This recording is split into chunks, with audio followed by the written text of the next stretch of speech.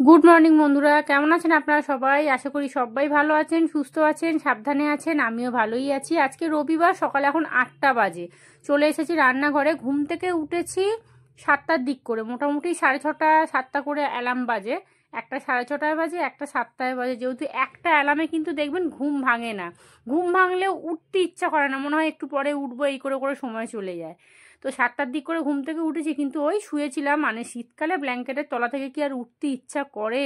আর দেখুন সাদা কাপটার ভিতরে কি বিচ্ছিরি একটা দাগ হয়ে গেছে। কি করে হলো কি জানি। যখন কাপ কিনেছিলাম তখন কিন্তু ছিল না।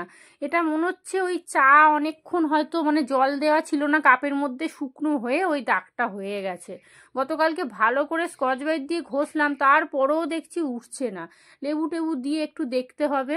তো চলুন, এখানে 2 কাপ চা করে নিয়েছি, আর দেবো হচ্ছে একটু কফি।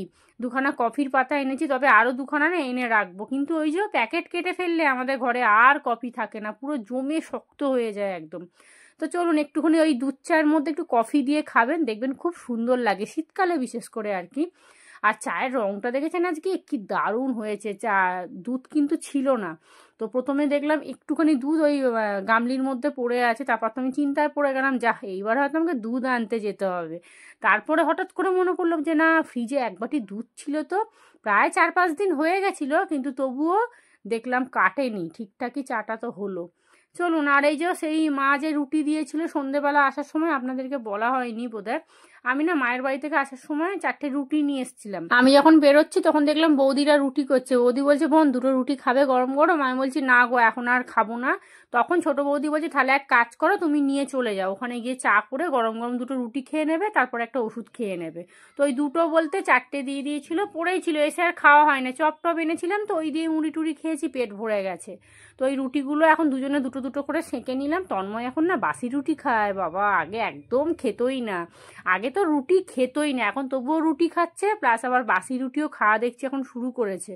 ওকে দিই না কেন বলুন তো, গাড়ি টাড়ি চালায় তো, এবার কোথায় গ্যাস অম্বল হয়ে যাবে, বুক জ্বালা করে। বাসি রুটি মারাত্মক অম্বল করে, কিন্তু ফেলবো কি করবো? আমরা ঘরে থাকি তবু না গ্যাসের ওষুধ খেয়ে শুয়ে পড়বো, কিন্তু ওর তো সেটা হবে না। প্রায় 1-1.5 ঘন্টা ধরে ভিডিওটা এডিট করলাম, রেডি করলাম, এইবারে চলে এসেছি চুলে তেল দিতে। আজকে শ্যাম্পু দেবো, এই তেলটা তো দেওয়াই হচ্ছে না। সপ্তাহে 2 দিন করে দেওয়ার কথা, কিন্তু ওই 2 দিন আর কোথায় হচ্ছে, একদিনই তো হচ্ছে। তো বেশি করে চপচপে করে একদম তেল দিয়ে ফেলেছি। আর তিশানকে বললাম, বাবু তুই আমাকে একটুখানি মাংস এনে দে।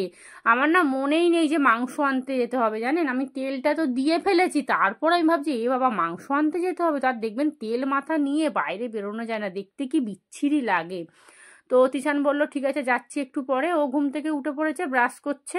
আর তন্ময়, আমি তো কোন সকালেই উঠে পড়েছি, তন্ময় এখন 6:30টার সময় উঠে পড়ে, ওর তো ঘুম ভেঙে যায়। তো চলুন, আজকে বিছানার চাদরটা তুলবো, মারাত্মক নোংরা হয়েছে। আর ভেবেছিলাম সোমবারে তুলবো, আগামীকালকে, কিন্তু ঘর নিয়ে এখন কি হবে জানি না। আর প্রমোটার বলেছে আজকে ফোন করবে বেলার দিক করে। তো খুব ভীষণ টেনশান হচ্ছে, কি করবে, মানে আদৌ আমরা যে টাকাটা চেয়েছি সেটা দেবে কি না। একটা মানে কি বলুন তো, ঝামেলার মধ্যে আমরা পড়ে গেছি। ও যদি টাকাটা না দেয় তাহলে সে কেস কামারি হবে। ও নয় কেস করবে, নয় আমাকে থানায় যেতে হবে, এরকম একটা কিছু একটা হবে। তো সকাল থেকে প্রচণ্ড টেনশানে আছি। তো যাই হোক, টেনশান হোক আর যাই হোক, পেট তো শুনবে না, রান্না বান্না তো করতেই হবে। আর ওই সব নিয়ে বেশিক্ষণ থাকলে না মাথা খারাপ হয়ে যায় একদম। এই সাদা চাদরটা আমি যতই ভালো করে কাচি না কেন, সেই সাদা ভাবটা আর আসে না, সেই কালচে কালচে হয়ে থাকে। আমি তো সাদা জিনিস কেনা এখন বন্ধই করে দিয়েছি, কারণ ওই 2-4 দিনের অতিথি, তারপরে ব্যাস ওকে মানে সেই বাতিলই করে দিতে হবে, একদম বিচ্ছিরি হয়ে যায়। যতই ভালো করে কাচুন না কেন, দেখবেন সাদা চাদর, সেই প্রথম যে সাদা ভাবটা থাকে সেটা কিন্তু আর আসবে না। তো চলুন, এটা পেতে নিয়েছি, বিছানা গোছানো কমপ্লিট হয়ে গেছে, রান্নাঘরে যাব। আজকে একটু রান্নাবান্না একটু ঝামেলা আছে, শুধু মাংস ভাত হবে না, আজকে হবে ফ্রাইড রাইস। তো ফ্রাইড রাইসটা হবে, আমি চিন্তা করলাম, কারণ অনেকটা দেরাদুন চাল পড়ে আছে। তো ভাবলাম, আর ওই সেই গতকালকে সব রকম সবজি এনেছিলাম না, গাজর, বিনস, ক্যাপসিকাম, তো সবই আছে। খালি একটু ঘি আর একটুখানি কাজু কিশমিশ আনলেই ফ্রাইড রাইস রেডি হয়ে যাবে। তন্ময় আবার খেতে চায় না, সেই জন্য আমাদের জন্যই শুধু হবে, আমার আর তিশানের জন্য।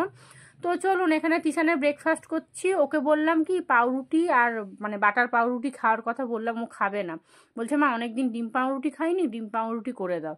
তো ওর জন্যই শুধু ডিম পাউরুটি করব। আর ওইদিকে কড়াতে দেখছেন গতকাল রাত্রিরে তো খিচুড়ি করেছিলাম, তো অনেকটা খিচুড়ি পড়ে আছে, তো ওটাই আমি খেয়ে নেবো। ফেলে দেবো বলুন না? আর কেউ ফ্রিজে যদি খাবার আমাদের ঢুকে যায় ওই খাবার আর কেউ খাবে না। তিশান তো তবু একটু খায়, তন্ময় তো ছুঁয়ে দেখবেই না একদম। তো চলুন এখানে ডিম পাউরুটি রেডি হয়ে গেছে, ও খেয়ে মাংস আনতে যাবে। আমি ততক্ষণে ফ্রাইড রাইসের সবজি মাংস সমস্ত কিছু মানে সবজিপাতিগুলো কেটে নেবো আর কি। আর তন্ময় না বেরিয়েছে, ওকে ফোন করেছে, বললো তন্ময়দা একটু আসো কাজে। কোথায় ওরা বেরোবে নিশ্চয়ই। এই দেখুন কতটা খিচুড়ি, দেখছেন পেট ভরে যাবে। আর সকালবেলা তো দুখানা রুটি দিয়ে চা খেয়েছি, খেয়ে না আমি একটা ওষুধ খেয়ে নিয়েছিলাম, সকালে 2টো ওষুধ, দুপুরে 2টো ওষুধ আর রাতে 2খানা ওষুধ। তো পেট ভরে খেতে হবে না। কাজে বেরিয়েছে, কাজে বলতে ওই 1-2 ঘন্টার জন্য। ওই ছোট ছেলের বউটাকে মনে হয় ডাক্তারখানায় নিয়ে যাবে, সামনে কোথায়। ওই তন্ময়দা একটু আসো 1-1.5 ঘন্টার জন্য, বেরিয়েছে। আর তিশান গেছে এখানে মাংস আনতে। আমি ভাতটা বসিয়ে দিয়েছি, আজকে শুধু মাংস হবে না, ফ্রাইড রাইস হবে। দেরাদুন চাল আনা হয়েছিল, সেই বিরিয়ানির সময় প্রায় 1.5 কিলোর মতো এনেছিলাম, তো অনেকটাই চাল আছে।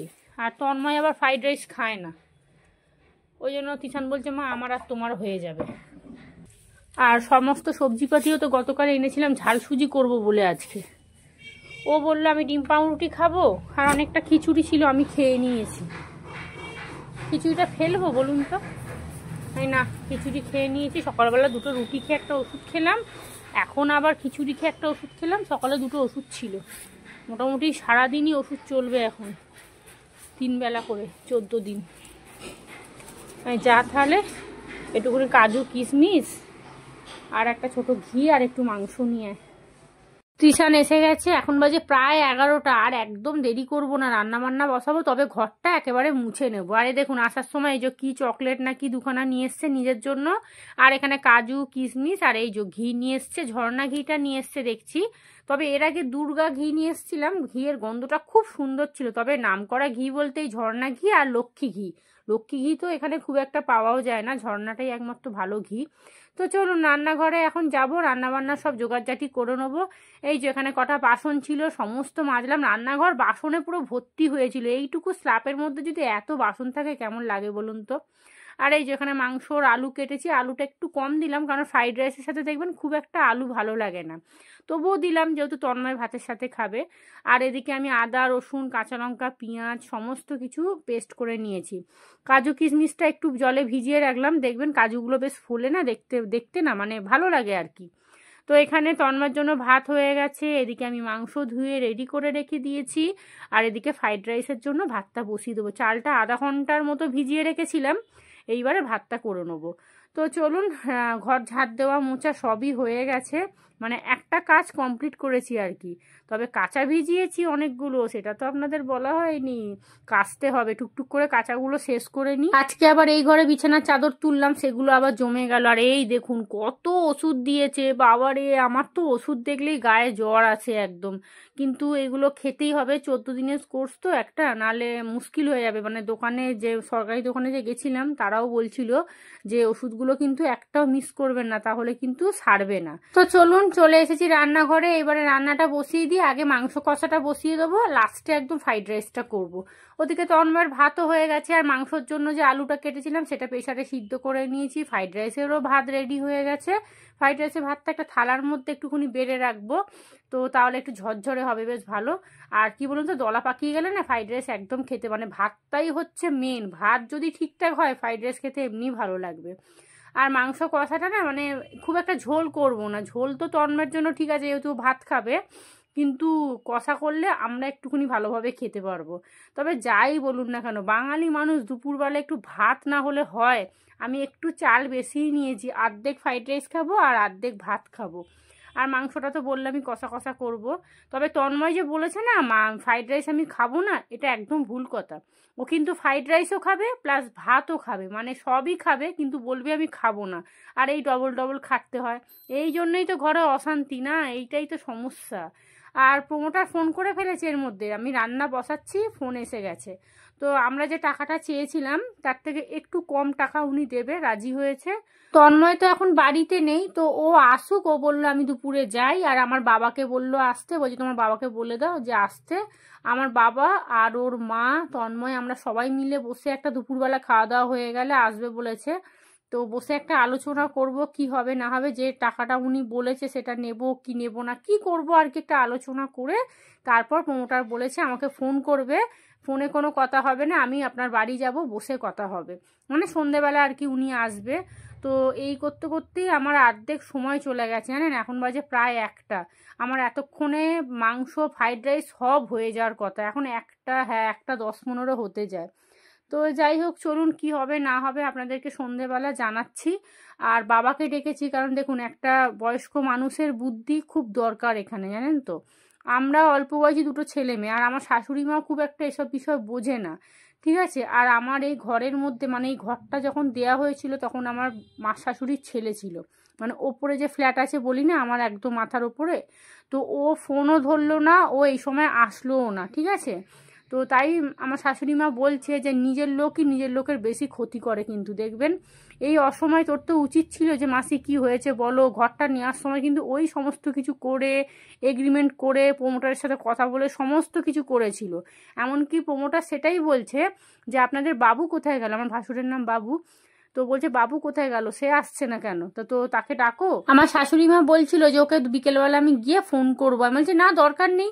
ও যদি মনে করে যে আমাকে ছাড়া ওদের চলবে না, এটা ভুল কথা একদম, কোনো দরকার নেই, কোনো কিছুতেই ওকে দরকার নেই। ও যা করার করে দিয়েছে, এবারে আমরা যা করার করব। আমাদের ঘর, আমরা টাকা নেব, আমরা ভাড়া দেব, কি করব সেটা আমরা বুঝে নেবো। তাই আমরা প্রমোটারকেও বলে দিয়েছি যে ওকে আর টানবেন না একদম। তো সেই কারণে উনিও বলেছে যে না আমার দরকার নেই, আমি ওকে ডাকছি, ও যখন আসছে না সেখানে আমার তো কিছু করার দরকার নেই। তো সেই জন্য ওই সন্ধেবেলা প্রমোটার আসবে, আমরা কথা বলি বিকেলবেলা বসে সবাই মিলে। তো চলুন, এখানে রান্না বান্না হয়ে গেছে। ফ্রাইড রাইস আর কি আপনাদের বলবো, দেখলেনি তো কিভাবে করলাম। ফ্রাইড রাইস খুব সিম্পল রান্না একদম, আর খুব তাড়াতাড়িও হয়ে যায়, বিরিয়ানির থেকে ফ্রাইড রাইস বরঞ্চ তাড়াতাড়ি হয়ে যায়। এখানে মাংস হয়ে গেছে, মাংসটা খুব একটা তো জল দিইনি আপনাদের বললামই। আর এই হলো ফ্রাইড রাইস, একদম ঝরঝরে হয়েছে। ভাতটা নিয়ে খুব চিন্তায় ছিলাম, কারণ যেই সময় ভাত বসিয়েছি না সেই সময় প্রমোটার ফোন করছে, আমি তন্ময়কে ফোন করছি, আমার বাবাকে ফোন করলাম, মানে এই ফোনের ওপর ফোন চলতেই থাকছে একদম। তো চলুন, এই দেখুন একদম ঝরঝরে হয়েছে, সুন্দর। বেশি করে মিষ্টি ঘি দিয়েছি, আর আরেকটু কাজু কিশমিশ দিলে ভালো হতো, কিন্তু ঠিক আছে চলে যাবে, দৌড়বে না কিন্তু চলে যাবে। আর খুব সুন্দর খেতে হয়েছে, রান্না বান্না সব কিছু কমপ্লিট হয়ে গেছে। আর তন্ময়ও বাড়ি এসে গেছে, ও এসে স্নান করতে গেছে, চুল কেটে এসেছে। আর এখানে কাচাকুচি হয়ে গেছে, তিশানকে বললাম বাবা পুজোটা একটু দিয়ে দে, আজকে অনেকটা দেরি হয়ে গেছে। তো চলুন এবারে খাওয়া দাওয়া করে তারপরে তো আবার শুরু হবে এক যুদ্ধ। সন্ধে এখন বাজতে যায় প্রায় 7টা। তো এখানে চা বসিয়ে দিয়েছি, আমার বাবা আর মা এসেছে। তো ওনারা এসছে 4টের সময়, আমরা সবাই মিলে বসে একটা আলোচনা করেছি যে ঠিক আছে ও যে টাকাটা বলেছে তার থেকে আরেকটু আমরা বাড়াতে বলবো। তো শাশুড়ি মা প্রমোটারকে ফোন করেছিল, সে বলল যে আধা ঘন্টা পরে যাচ্ছি বলে 6টার দিক করে এসেছিল।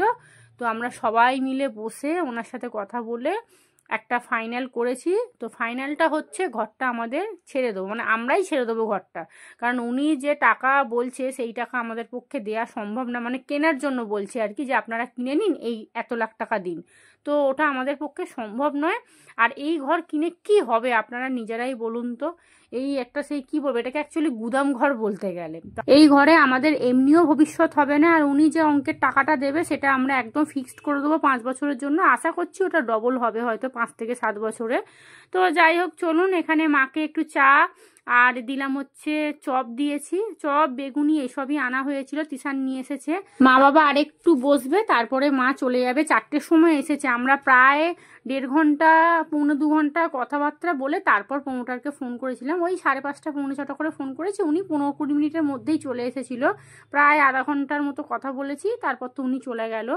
তো চলুন, আর সিদ্ধান্ত বলতে এই ঘরটা ছেড়ে দেবো, মাকে বলেছি কালকে সকালবেলা তাড়াতাড়ি রান্নাবান্না সেরে আসবে, ঘর দেখতে যাবো। 2টো ঘর, পায়খানা বাথরুম রান্নাঘর একদম মানে সেটই একটা নেবো বলতে গেলে, কারণ এতদিন অনেক কষ্ট করে থেকেছি, আর থাকবো না এই ঘরে, খুবই কষ্ট হয়েছে আমাদের। আর কি বলুন তো, মানে খারাপটা লাগছে কি, মানে নিজে তো ঘরটা পুরো গুছিয়েছি, মানে এই ঘরটা পুরো একটা গুদাম ঘর হয়ে পড়েছিল, মানে পুরো অন্ধকার, কি যে অবস্থা ছিল সেই ভিডিও, মানে যখন যদি ভিডিও করতাম না আপনাদের আমি দেখাতাম।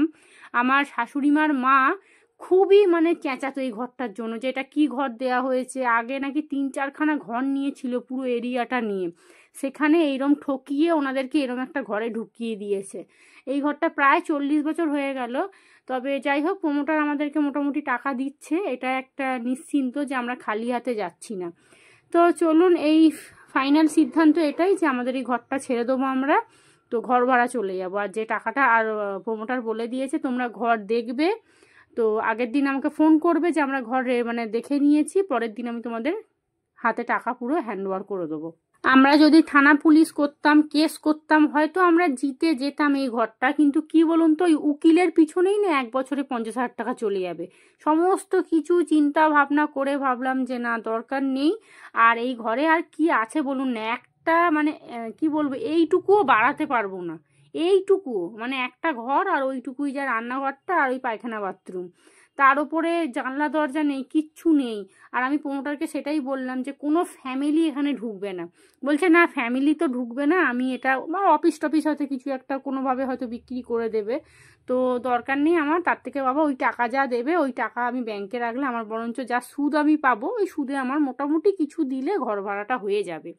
তো সবাই মিলে 4-5 জনে মিলে বসে আলোচনা করে এটাই ফাইনাল সিদ্ধান্ত ওনাকে বলে দেওয়া হয়েছে। উনি বললো আপনি ঘর দেখুন, উনি 5 তারিখে না থাইল্যান্ড চলে যাবে, তো তার মধ্যে বলছে কিন্তু পৌষ মাসে তো ঘর ছাড়তে নেই, তো উনি বলেছে যে ঠিক আছে আপনারা ঘর দেখুন, ঘর যদি না পাওয়া যায় তখন তো আর রাস্তায় গিয়ে থাকবেন। এমনি ওনার ব্যবহার খুবই ভালো, উনি আমাদের সাথে কখনো খারাপ ব্যবহার করেনি, কিন্তু ওই যে প্রমোটার না, ঠিক পয়েন্ট বার করে কি করে টাকা আদায় করব সেই চিন্তাটা উনি করে নিয়েছে। তো চলুন, গল্প করতে করতে অনেক রাত হয়ে গেছে, এখন বাজে প্রায় 10টা। অল্প করে কটা রুটি শুধু করতে হয়েছে, এখানে যা মাংস আছে মোটামুটি তিশানের আর তন্ময়ের হয়ে যাবে। আর এই দেখুন অনেকটা ফ্রাইড রাইসও আছে, হাঁড়িতে হাঁড়ি ভাত পড়ে আছে, ভাত তো কেউ খাবে না, ভাতটা পুরো হাঁড়ি ধরে ফ্রিজে তুলে রাখবো, কালকে আমার আর তিশানের হয়ে যাবে। তবে কালকে মা আসবে, তো দেখি মাকে বলবো দুপুরবেলা খেয়ে যেও। এখন ঘর খুঁজি, দেখুন না আবার একটা নতুন করে যুদ্ধ শুরু হবে জীবনে আমার। তো চলুন, আমার জন্য একটা ডিম ভাজা করেছি, আমি তো মাংস দিয়ে রাত্রিরে রুটি খেতে পারি না, ওই ডিম ভাজা দিয়েই রুটি খেয়ে নেবো। কালকে সকালবেলা উঠে তাড়াতাড়ি রান্না বান্না সেরে এবার ঘর খুঁজতে বেরোতে হবে। তো চলুন ভিডিওটা এখানেই শেষ করি, আপনারা সবাই ভালো থাকবেন, আজকের মতো সবাইকে টাটা।